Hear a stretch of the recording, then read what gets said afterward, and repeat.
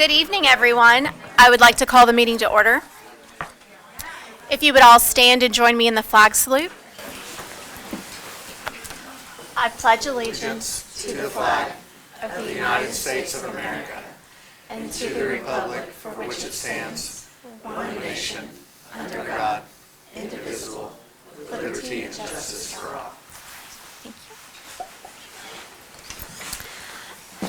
Let the record show that all board members are present. And I will entertain a motion to adopt the agenda. So moved. Second. Mr. Nguyen, Yes. Dr. McNeil, Yes. Mr. Reyes, Yes. Ms. McAdams? Yes. The chair votes yes as well. We'll move on to the consent agenda. All of the following items, those items of a routine nature normally approved at board meetings, will be approved by one vote unless any board member desires to have a separate vote on any or all of these items. The consent agenda consists of the discussion, consideration, and action on the following items A through U. Move for approval. Second. Mr. Reyes? Yes. Ms. McAdams? Yes. Dr. McNeil? Yes. Mr. Nguyen? Yes. The chair votes yes as well. On to information reports. Do we have Mr. Copeland from USPA?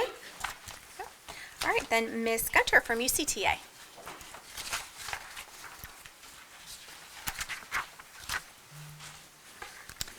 President Romerman, Dr. Federline, members of the board. UCTA has been working with our membership committee to start the process of planning some member events for this year.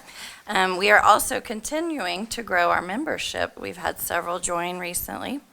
We also have been working, especially Dina and I, with several members in the last month to resolve some individual teacher concerns. And we just wanted to say that we appreciate the admin who have worked with us quickly to resolve those issues. And we hope you all have a great Thanksgiving. Thank you, Ms. Gunter. Under hearings and correspondence, do we have anything there? We do not.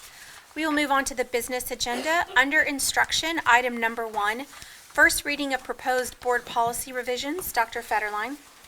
Yes, good evening, President Romerman, members of the board. I'm glad so many administrators are here tonight. They've worked pretty tirelessly over the last couple of months, as has Cabinet, to go over the entire board policy book and recommend some revisions, which you have in front of you.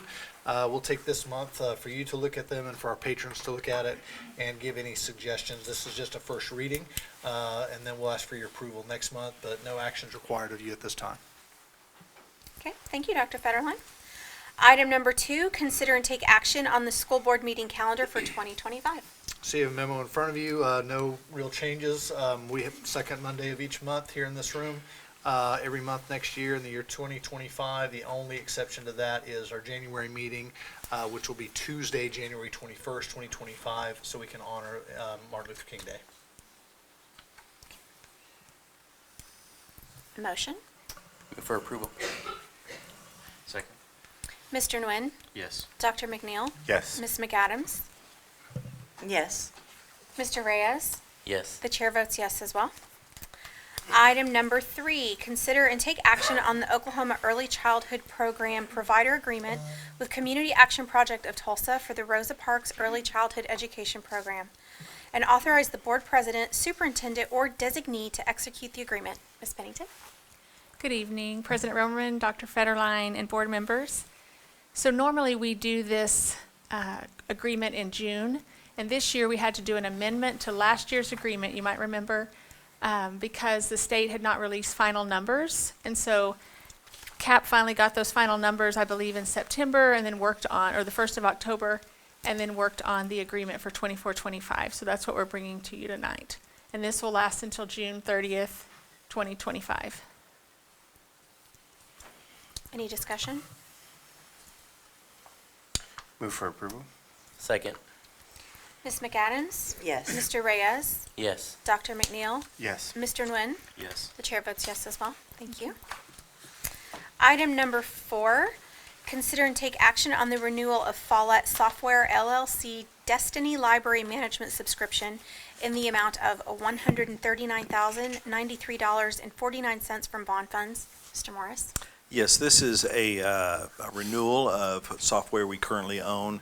It is our Destiny library management software, so this allows all our libraries at our school sites to track inventory and circulation, and also for students to get on and view the catalog online as well. And this is a 3-year renewal. Any discussion? Move for approval. Second. Mr. Nguyen? Yes. Dr. McNeil? Yes. Ms. McAdams? Yes. Mr. Reyes? Yes. The chair votes yes as well. Thank Thank you, you. Mr. Morris.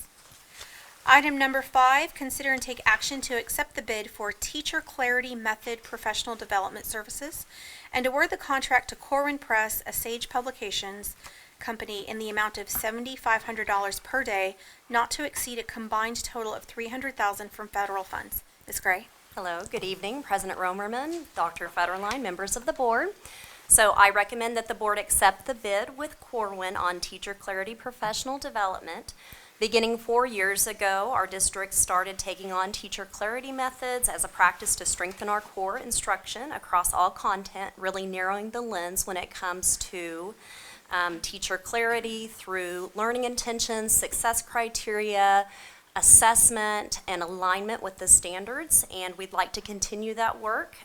This year and last year, we really started taking on accompanying the work with student engagement as well. And so we really hope to strengthen this work through continued professional development workshops and coaching. We went out for solicitation for bids on Teacher Clarity Professional Development earlier this school year, and in October, a committee evaluated the bids proposed, and the evaluation criteria included 4 elements, and Corwin was awarded based on those factors. Any discussion? Move for approval. Second. Dr. McNeil? Yes. Mr. Nguyen? Yes. Ms. McAdams? Yes. Mr. Reyes? Yes. The chair votes yes as well. Thank you. Ms. Gray. Under school operations, consider and take action to accept the bid for the office HVAC system renovation at Anderson Elementary and award the contract to COP Hometown Services Custom Services in the amount of $175,590 from bond funds. Dr. Robinson? And Ms. Romerman, Dr. Federline, this replaces the office area HVAC system at Anderson Elementary. It was replaced about 10 years ago with the early iteration of VRF, which is a more modern system, but we found it just never really worked right, and all of a sudden they told us we couldn't get parts for it any longer. So we require a new system over there. We've asked our designers to put a more basic system in that's easier to work on, so it's actually more similar to a residential split system that we're putting in there. This bid also includes a new air handler unit that serves the kitchen that we've had problems with over the years as well. We seek your approval. Move for approval. Second? Ms. McAdams? Yes. Mr. Reyes? Yes. Dr. McNeil? Yes. Mr. Nguyen? Yes. The chair votes yes as well. Item number 2, consider and take action to accept the bid for the high school stormwater and East Stadium sewer line replacement and award the contract to Magnum Construction in the amount of $361,400 from bond funds. President Romerman, Dr. Federline, this is my favorite project I've ever brought to you. We've been battling the East Side sewer line since the 70s. But we believe that line is collapsed. It is why you have seen porta potties at the east side for since graduation of last year. It also, this is a new type of system. It's not going to be a gravity line. We're not going to dig up the field that we thought we were going to need to. We're going to actually put a holding tank on the east side and then put a pump that forces it across, so we don't have the problem of a flat line. We think that's been one of the problems as well. The gravity just isn't getting what we need to get onto the other side to the other side. It also helps the large old band room tends to get water in it almost every time that we have a very heavy rain.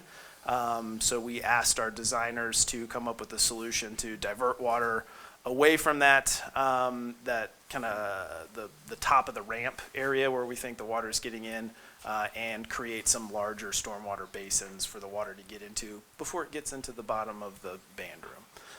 And with that, we seek your approval. Move for approval.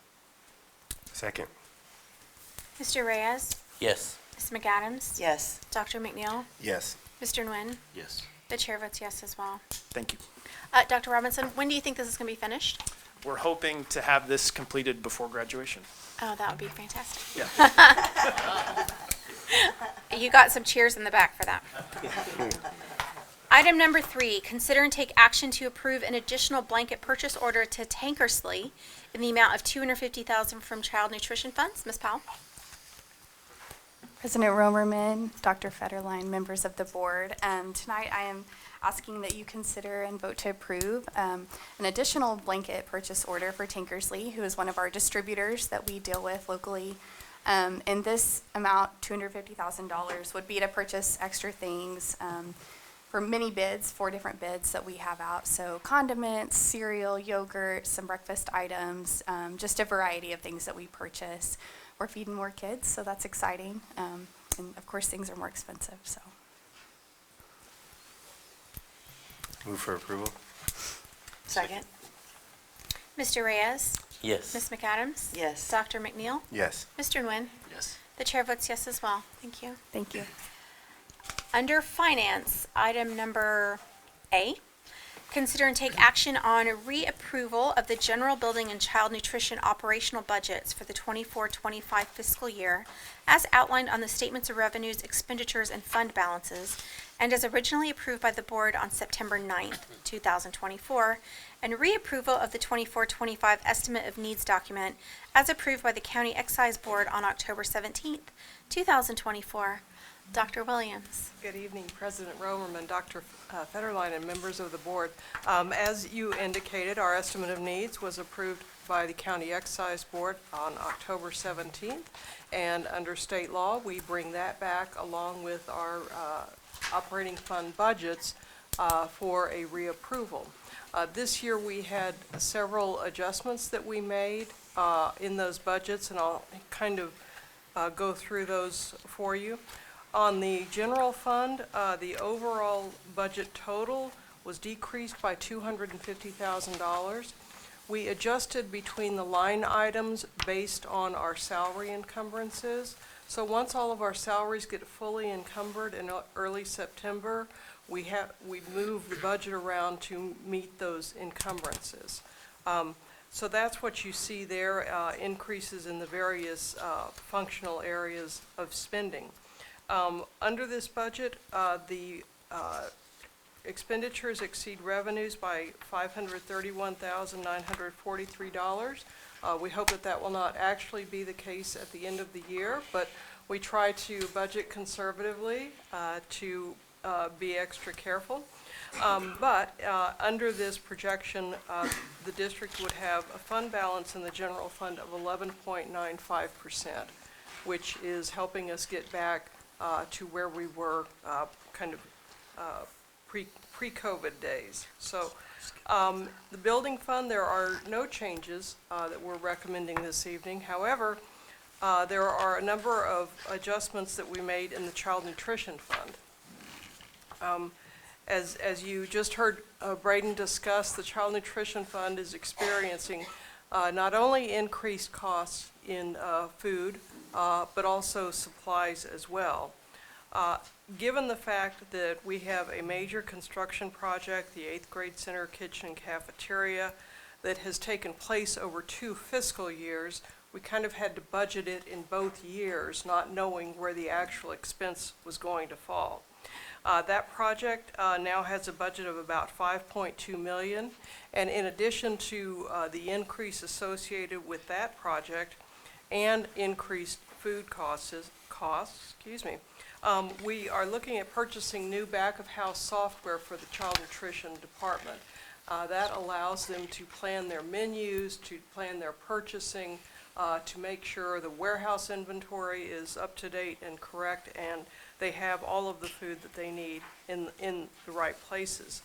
And finally, this was adjusted for the purchase of commodities that we do at year end. You'll remember we award that bid, we encumber the commodities, and then right before we close the year, we close that encumbrance. So it's kind of a mechanical thing that we do, but we have to have budget available to do that. So even temporarily, the Child Nutrition Fund is not over budget.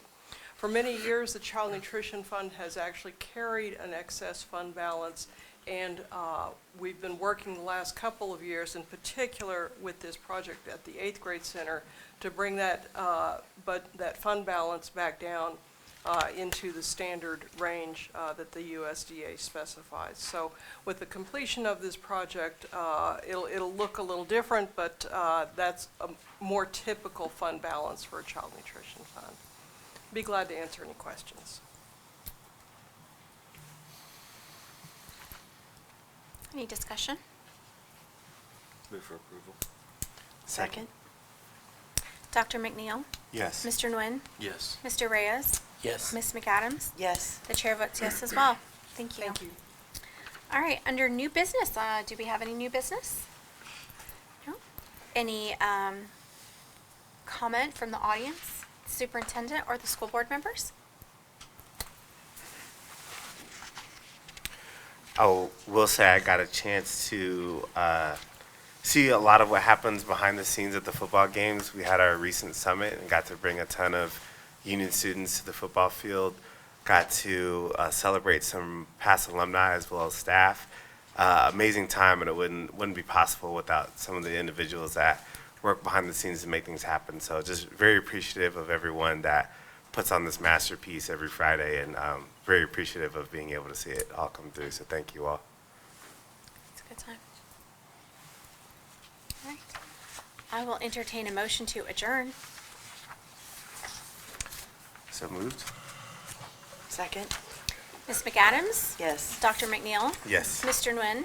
Yes. Mr. Reyes? Yes. The chair votes yes as well. We are adjourned. Thank you.